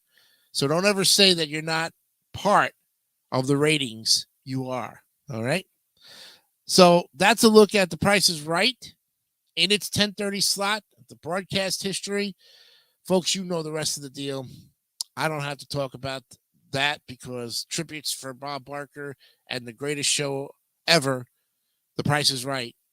We miss you, Bob, and we thank you for your years of great joy and entertainment, but we'll always be able to watch you on Pluto TV and YouTube for that matter, because everybody and anybody in their right mind basically has some, if not all, of the Price is Right episodes on there, including the Drew Carey stuff, if you're a big fan of Drew Carey. 9:18 is the WJDC studio time. And now we look at the final show that premiered on that 3-game lineup on September 4th of 1972. The game is Gambit. And it's an interesting game. And we all know how it's played. And the first time that I heard about Gambit in my illustrious game show time, I didn't hear about it. I didn't even watch it when it was the Las Vegas Gambit because, you know, I was not really interested in the show. I like the format and I like it now, and I see it. It did very well for its time. And Wing Martindale is a fantastic host of any show that man does, folks. Jack Barry knew what he was doing when he hired Wing Martindale for Tic-Tac-Toe. He knew it, and just based on what he saw, he knew that Wink was ready to go and battle it out for Tic-Tac-Toe. But, you know, like Gambit, it's an American television game show based on the card game Blackjack, created by Heater Quigley Productions. The show originally ran on CBS from September 4th, 1972 to December 10th, 1976, and was recorded at CBS Television City in studios 31, 33, 41, and 43. And then on October 27th, 1980, NBC revived the show as Las Vegas Gambit as a replacement for the David Letterman show, and it kept on its schedule until November 27th of 1981. As the title implied, this edition of Gambit was recorded in Las Vegas at the Tropicana, Las Vegas. Both versions were hosted by Wink Martindale and announced by Kenny Williams. Elaine Stewart was the card dealer for the CBS version, while Beverly Maiden filled this role for the first half of Las Vegas Gambit and was later replaced by Lee Menning. Another Merrill Heater-produced blackjack-based quiz show, Catch 21, began airing on Game Show Network in 2008. You all know how to play Gambit, and our wonderful CEO of our great channel of the David 3000 Network, David St. Dennis, hosts our Gambit show here on the channel lineup. And speaking of the fall lineup, we're launching that today, folks. I'll talk about that in the editorial segment later on in the program. Okay. So, getting back to it, let's look at the broadcast history. This is the important thing because this will tell us what we need to know. This is where we're like I said, we're focusing on the broadcast history. These games, you know how they're played. I don't have to explain them because I'd be basically telling you something you already know. But here's some things interesting of when these shows actually aired. Maybe you don't know, so take some notes on this. So CBS originally aired Gambit at 11 a.m., 10 Central, where it defeated NBC's Sale of the Century. It also easily beat Alex Trebek's American debut program, The Wizard of Oz, which NBC began in July of 1973. On April 1st of 74, the same day Now You See It with Jack Norris premiered, CBS moved the show back a half hour to 10:30, where it faced NBC's aging quiz Jeopardy with Art Fleming. Just over a full decade before Trebek would host a revival of the show himself. NBC moved Jeopardy to the afternoons on July 1st and placed one of the many Bill Cullen, Bob Stewart collaborations, Winning Streak, in the slot. That show's weakness made late 1974 the high point of Gambit's original daytime run, at least in the Nielsen ratings. Then on January 6, 1975, NBC replaced Winning Streak with Wheel of Fortune, which took a chunk out of Gambit's audience. On the same day, NBC expanded the soap opera Another World to 60 minutes, and the impact it had on the ratings of The Price is Right, which aired at 3 p.m., forced CBS to shuffle its schedule again to August 18th, 1975, and move Price back to the morning schedule, which it had left in 1973. Gambit moved back to 11 a.m., bumping Tattletales back to the afternoon after 2 months, and remained there until late 1977, when it returned to the morning until its March 1978 cancellation. At that slot, Gambit initially had to go against its sister Heater Quigley show High Rollers, also hosted by Alex Trebek. However, NBC decided to air a 60-minute edition of Wheel beginning on December 1st, with the second half competing with Gambit. Furthermore, NBC left Wheel at 11 a.m. when the experiment ended 7 weeks later in January of 1976, and it continued to eat away at Gambit in the ratings. The network canceled the 4-year-old game 2 weeks before Christmas 1976 and replaced it with the Goodson-Todman's Double Dare, with Trebek taking the hosting position after High Rollers came to an end on June 11th, 1976. After its cancellation, repeats of Gambit were later seen on KHJ-TV Channel 9, now KCAL-TV in Los Angeles, starting in the fall of 1977 and running until spring of 1978. And along with Goodson-Todman's Blockbusters, which aired immediately after, the retitled Las Vegas Gambit returned on October 27, 1980, as one of 2 replacements for the short-lived The David Letterman Show. Letterman did a tribute parody of Gambit to conclude his last program. Stan Worth composed the theme for this version, with Beverly Maiden serving as car dealer before she was replaced by Lee Menning. Producer Robert Noah, director Jerome Shaw, and announcer Kenny Williams all carried over from the original. And despite limited competition, reruns of The Jeffersons on CBS, and local or syndicated programming on ABC affiliates, the revival failed to draw the ratings of its predecessor and was canceled after just over a year, ending on November 27th, 1981. And there you have it. The very interesting broadcast history of the CBS Gambit game show. And there you have it, folks.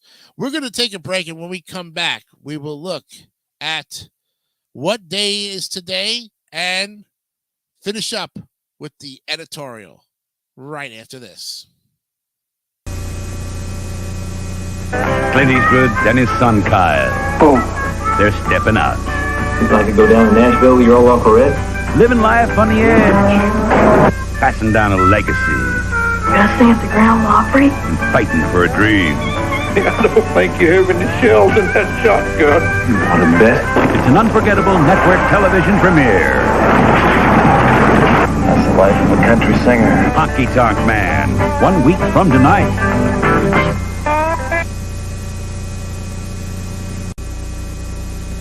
Why change a good thing?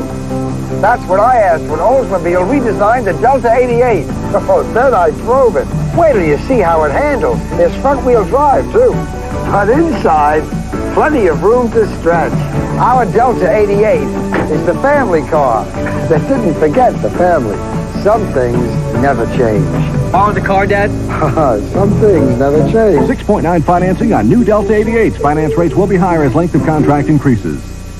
Irons are now Black & Decker. Travel line that goes in style. Keeping fresh press every mile. Black & Decker. A self-clean iron, you can't go wrong. Nothing else will work as long.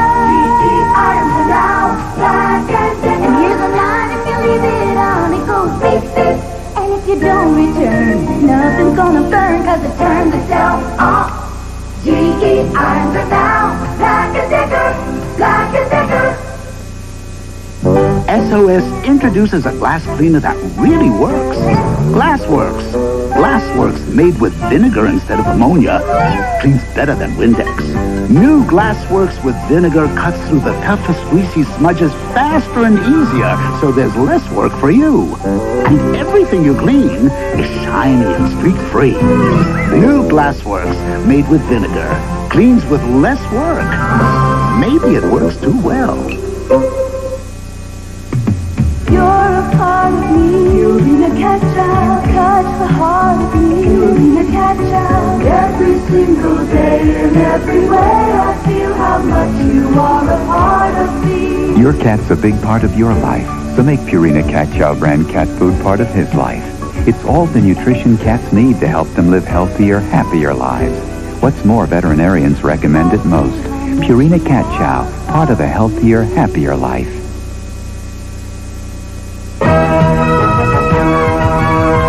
Superman 3. Tonight's ABC Sunday night movie will continue in a moment. 2 years ago, ABC brought you one of television's most highly acclaimed dramas. Daddy, he makes me have sex with them. On Monday, the Emmy-winning Something About Amelia, parental discretion advised. And now, from the same producers, an extraordinary new movie for the whole family. Why does God hate me? If ever there was a hero, it was Alex. The more her prospects dimmed, the finer and stronger she became. Alex, the life of a child. Wednesday. TV5 Eyewitness News Brief is sponsored by Radio 11, WWWE. I'm Roger Moore. Severe weather has hit parts of Ohio tonight.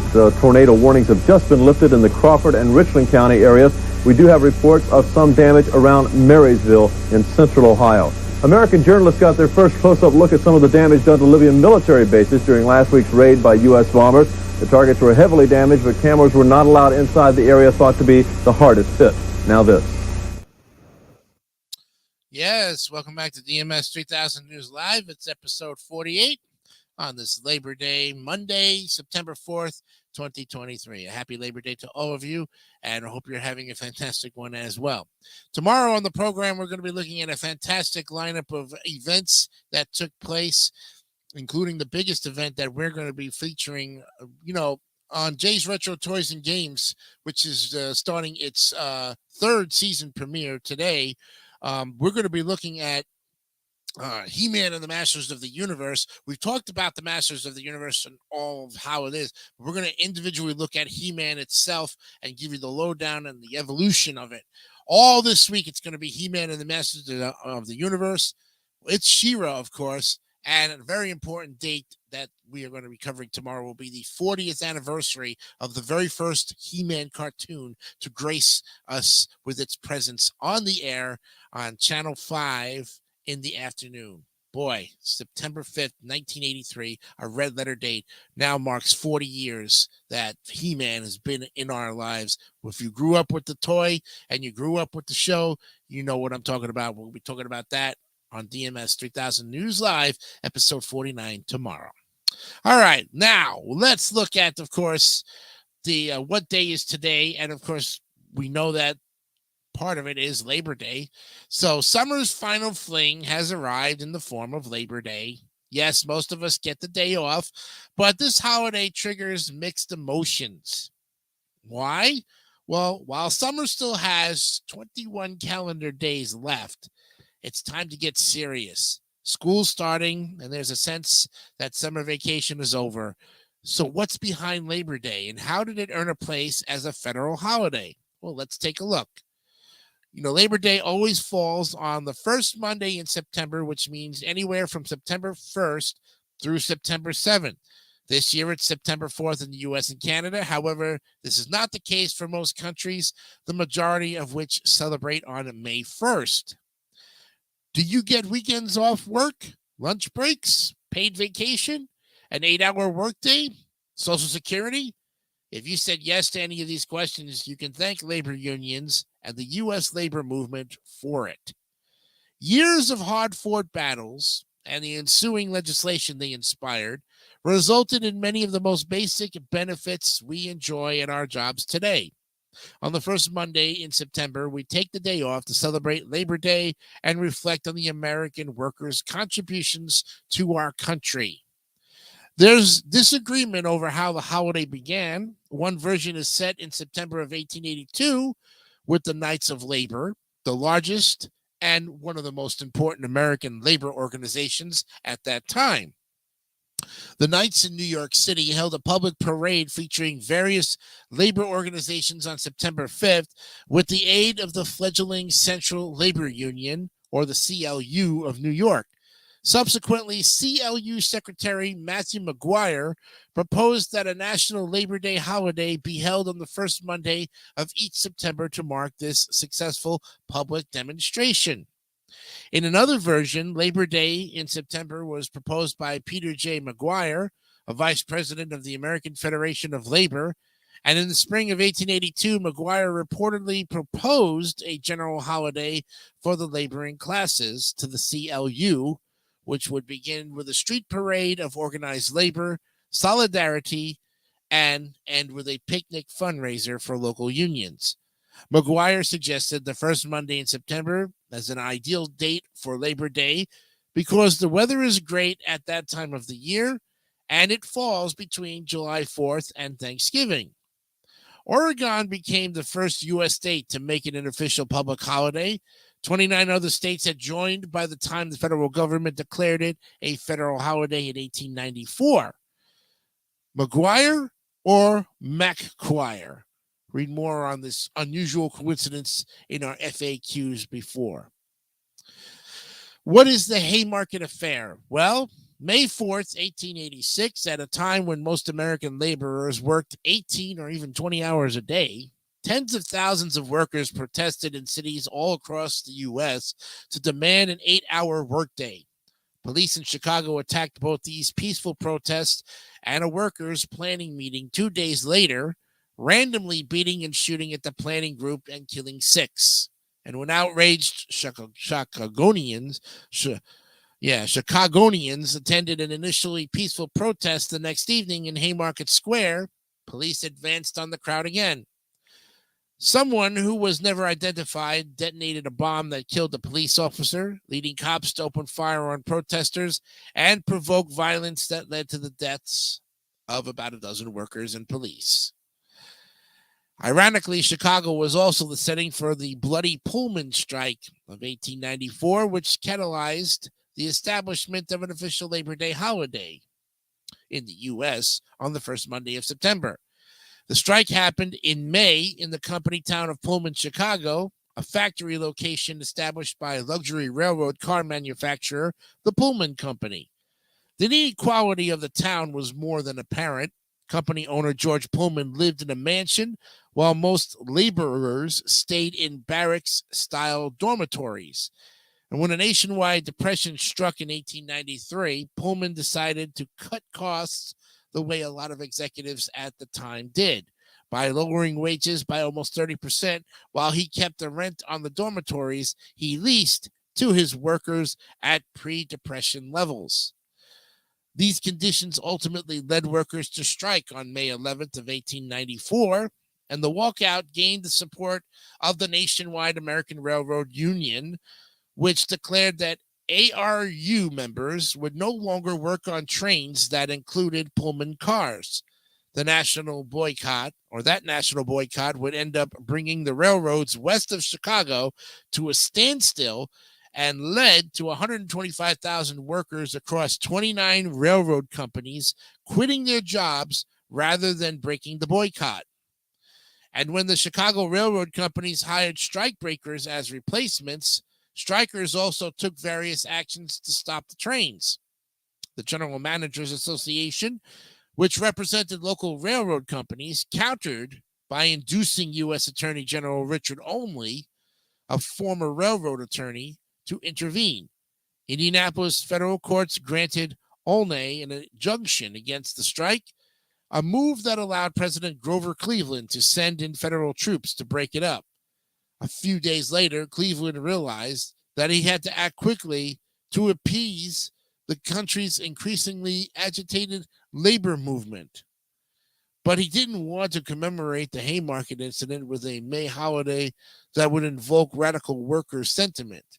So Cleveland harkened back to the first establishment of September of 1882 holiday and signed into law that Labor Day in the U.S. that would be celebrated on the first Monday in September. Communist and socialist factions worldwide eventually chose May 1st as the date to mark the Haymarket Affair.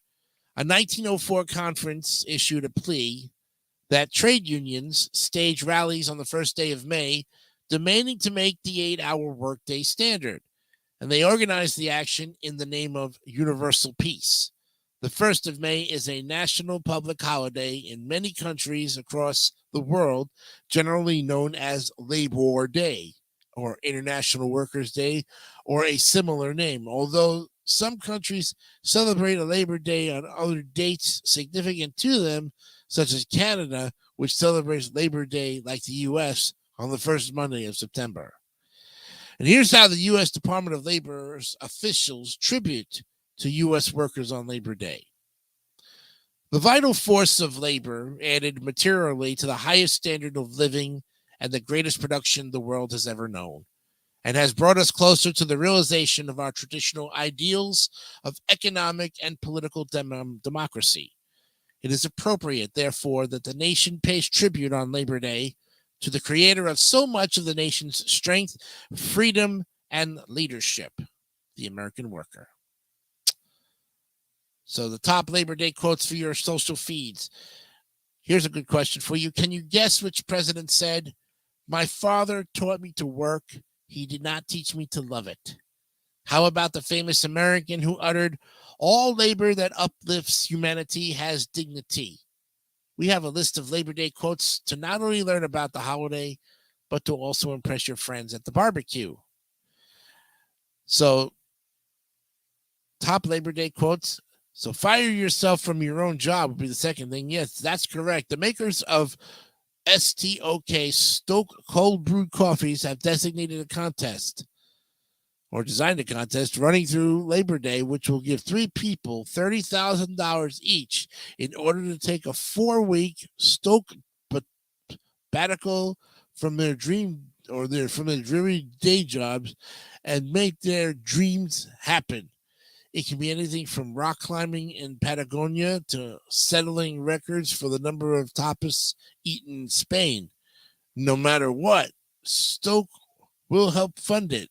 Unless, of course, you prefer to spend the next 4 weeks filling out TPS reports. And here are 8 Labor Day activities to enjoy. Whether in the form of a leisure barbecue, a relaxing swim in the pool, watching a film at a drive-in cinema, or just relaxing at home with family, there are so many different ways to mark the occasion.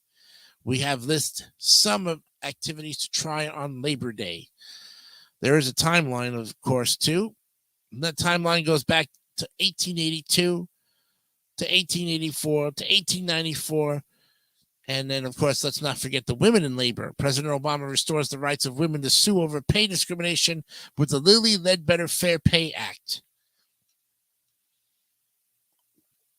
So, the survey results. Today, to celebrate Labor Day, the national data So the National Today Data Science team surveyed 3,000 Americans about everyone's favorite day in September. Do you have plans today? Well, in the Western United States, 67% of Americans do have plans. In the Midwest, 63%. In the Eastern States, 70%. In the South, 65%. Western United States, that would be including Hawaii, 67%. And in Alaska, also 67%. What do Americans plan on doing this Labor Day? Well, if you said the number one thing was barbecue, that's right. Fire up the grill was at 67%. Watching a movie at 36%. Having some quiet time, 35%. Or an outdoor activity was 27%. Attending a party was 26%. And shopping on Labor Day, 23%. And those watching the Jerry Lewis telethon, 0%. I don't know. I had to add that one in for flavoring. What will you have on your Labor Day plate? Well, 70% are going to have that good old-fashioned hamburger. That's right. Followed by the hot dog at 51%. Barbecue chicken came at 40%. And 37% of you guys are going to have a steak. And 32% of you are going to have ribs. What am I having today on Labor Day? Chicken parm. That's right. And will you be drinking domestic or imported beer? Well, 44 of you guys are going to have a Bud Light. Oh, God. I think it would be a Miller Lite, considering how bad sales are right now. 22 are drinking imports, and 34 say, I ain't going to have any Brutski. What am I having on Labor Day today? Wine. Yes, wine. So, yeah. So, much like Memorial Day, which marks the traditional beginning of summer, Labor Day generally signifies that the season has ended, even though the calendar says otherwise. Holiday sales, barbecues, and travel tend to rule the day, while children finally adjust to the harsh reality of the back-to-school season. As far as U.S. sports are concerned, Labor Day weekend signals that baseball's pennant races have entered their final stretch, and tennis fans get an extra day to watch the season's last Grand Slam event, the U.S. Open in New York City. NFL regular season games typically begin following Labor Day. Here are the numbers. By the numbers. 162 million are the number of Americans over 16 in the labor force. 40% of U.S. workers who belong to labor unions in the 50s. That dropped to 11% by 2018. 1894 was the year Congress officially made Labor Day a federal holiday. 86% of Americans planning Labor Day weekend travel who will do so by car. 41% of Americans plan to barbecue. 818 are the number of U.S. hot dogs eaten every second from Memorial Day to Labor Day. That's including the hot dog eating contest from July 4th. That's right. $685 is the average kid's back-to-school expenses. Speaking of back to school, we'll talk about that next week. $55,000 is the median U.S. household income. $705 million is the total number of U.S. unused vacation days in 2017. And 80% of Americans who would take time off if their boss were more supportive. Yeah, that's true. So what are you going to do today? You're going to read up on the history. That's right. Labor Day has a rich history that directly impacts the working conditions we experience today. So in between rounds of barbecue at your Labor Day celebration, take the time to discuss the U.S. labor movement and its contribution to our country's current work culture. And buy an American product. You know, when you're doing your Labor Day shopping, take the time to read the labels. Consider buying products that say made in the USA to show your support for American workers. And also watch a movie about labor unions. You know, many of us get Labor Day off. What better way to relax than to stretch out on the couch and watch a movie about the American labor movement? There are tons of union-themed movies to choose from. Norma Ray, ring a bell? Side note, unions play a major role in the entertainment industry. Here are 5 Labor Day facts everyone should know. It's on May 1st in other countries, by the way. So most countries around the world celebrate Labor Day on May 1st, and it is called International Workers' Day. And while most schools and offices are closed on Labor Day, retail workers and shopkeepers don't get the same break, as the holiday is huge for sales and shopping. Labor Day is right behind the 4th of July and Memorial Day in being the most popular holiday for barbecues and cookouts. 99.4% of the time, the NFL's first official game of the season is on the Thursday following Labor Day. And in 2017, there were 14.8 million union members, according to the Bureau of Labor Statistics, while in 1983, there were 17.7 million. That's right. And the 3 reasons why we love this holiday? Well, we're hard workers. We deserve the day off.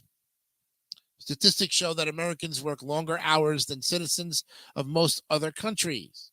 137 more hours per year than Japan, 260 more per year than the UK, and 499 more than France. And our productivity is high, 400% higher than it was in 1950 to be exact. So we totally deserve that day off. And it's one last chance to grill. Labor Day is widely considered to be the unofficial last day of summer before the air turns cold and the leaves start to fall. It's our last chance to grill some steaks and wear shorts. Unless, of course, if you're like me and you live in Florida where we don't get the cold weather until October, we still have another month of grilling. Or we even grill when it's even cold out. It don't matter. Warms up the place a little bit. And it's the reason why we can say TGIF. Yes, Labor Day is a time to celebrate the benefits we enjoy at our jobs, including weekends off. The concept of American workers taking days off dates back to 1791, when a group of carpenters in Philadelphia went on strike to demand a shorter work week. 10-hour days to be exact. It wasn't until 1836 that workers started demanding 8-hour work days, so 9 to 5 doesn't sound so bad after all. And there you have it, folks. Labor Day in all of its glory. There's some other minor ones, including Eat an Extra Dessert Day, National Macadamia Nut Day. I like the extra dessert day. So while you're having your barbecue, eat that extra dessert and work it off later on. All right. Now we come to the editorial. Well, folks, we made it to the end of the program here. And of course, it's time for the editorial. And you're all thinking, what is he going to say today? Well, being that it's Labor Day and being that it's also the launch of the new David 3000 Fall Network schedule, which those who attended our meetings over the course of last month will get a copy in your email. So please do check your email. It's in PDF form. So please be very careful with it, making adjustments, because any adjustments you make on it, it's going to show up on ours, because it is, what do you call it? The format is in, I think the format's in Excel, if I'm not mistaken. Let me look. I thought it was in PDF format, but I think it's also in Excel format. Yeah, it is. It's in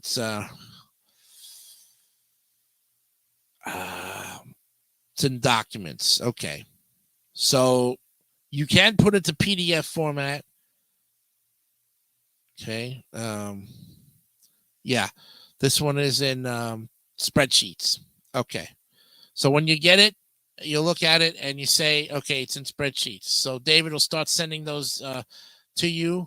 If you don't have, if David doesn't have your email address, please send him an email or in the instant messenger on Facebook, and we will get it to you as quickly as we can. Okay. Now, also remember too that this schedule is also going to be changed a lot during the course of the next 7 months. It's not a permanent schedule because we've got sports that are changing hands. Baseball will end its time. The Dugout Crew will have its last show at the end of the regular season by October. So you'll see that show go out of the 3 o'clock slot that it was in for a while and be replaced with a show that, either is basketball, hockey, could be football, could be something else, could be rugby for all we know. Whatever the case may be, is there's still a lot of time slots open and available to all of you. So if you've got a show that you think might be able to be a great part of our network, let us know. Give us the idea and we will have it ready to go. Also, too, today on our program lineup, The Joker's Wild Season 1, Episode 1 premieres today. I will be hosting The Joker's Wild, as we've had Brandon Scruggs' version for the last summer and spring, and it came to an end over this past week. So thank you, Brandon, for letting us have your back episodes of Joker's Wild and Tic-Tac-Toe. They were fantastic episodes. I enjoyed them, and I thought the gameplay was great. Now you're going to see me take over the reins for these shows that lasted 9 weeks. So for 9 weeks, we'll have the Joker's Wild on. We will also have, I'm going to pull up the schedule really quick, because even though, I still forget to this day. Okay. Don't forget, we also have Snowman in the Morning coming on at 10 o'clock with Cole Johnson. Hope these guys are doing okay. We'll see them tomorrow at 11 o'clock for the baseball segment. Tic-Tac-Toe is going to be premiering on September 18th. So 2 weeks from now in the 12:30 slot, you'll see Tic-Tac-Toe. Then, you know what we're going to do? I'm going to see if I can pull this up. Let me see if I can share my screen. Okay. And let's pull it up here. Let's see if we can do that. Yes, there we go. Ta-da! All right. So looking at the afternoon, we've got Gambit Season 2 with David St. Dennis. He did a Season 2. So it's going to premiere at 1 o'clock, followed by Press Your Luck. And then The Price is Right. 25 Days of Christmas will premiere on December 1st through the 25th. And then with Danny Lewis, you've got the Game Show Fans Podcast Season 1. With I think those guys are going to be on. They're a duo, if I'm not mistaken. So they're a duo. And Danny Lewis is part of that group there, and I wish them the best of luck. So I'm going to pull this full screen here and go like this. And then the Legends of the PBA with me, Jason DeCanio, comes on at 4 to 5. And then we have in the evening time, Video, which is also in October. David's Birthday Countdown. That doesn't happen till October. Repeats of 30 JK will be on at 7 o'clock. And then repeats of Jay's Retro Toys and Games will be on at 7:30, Monday, Wednesday, and Friday. Those are the seasons 1 and 2. So you'll see all of that back episodes tonight at 7:30. But don't forget that the new season comes on tonight, and I'll be recording that episode to be put on YouTube by tonight, so you have it ready to go. Then Danny Lewis hosts the show Funny You Should Ask. And then there's a documentary series called High Low with Victor, our buddy who's from the Popcorn Panel podcast. It's a documentary series I think he's working on. It's kind of tentative right now, but we talked to him and he's ready. I think he's going to be ready in October. We'll talk to him and see how it's going with that. Make the Grade premieres October 2nd.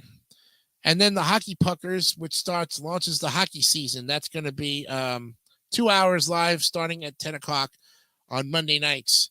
Then the Basement Shenanigans with Eric Lima come on the overnights later on. So that's the lineup for today. Lots of great programs on this Monday. And of course, we'll talk about the stuff for tomorrow on tomorrow's program as well. So with that, we hope that you will enjoy this Labor Day. And I'm going to be out of here right now because Snowman and Cole Johnson, they're coming up next at 10 o'clock. I want to thank everybody for a fantastic show today. I hope you have a safe Labor Day. If you drink, please get a designated driver. If you party too much, you party hardy, please get home safely. And if you're out of town on the road coming back home, please get home safely. Drive carefully. The cops are out on the road and they will pull you over. So do yourself a favor, do the right thing, do defensive drive, and please be honest, be real, and keep it simple, stupid. Kiss. We will see you tomorrow. I'll be here with you for the 8 o'clock show. From all of us here at the DMS 3000 News Live and the David 3000 Network, we will see you tomorrow. Have a great day. Bye-bye.